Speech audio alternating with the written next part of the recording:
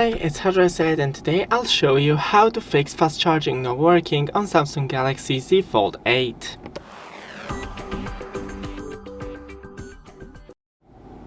So first, check your cable and charger for any damage and the compatibility with your phone.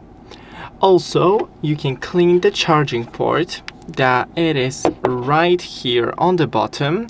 Clean it with a non-metallic tools. Use Q-tips, compressed air.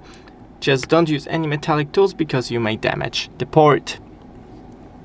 Open settings, go into battery, charging settings, and make sure that the fast charging is enabled.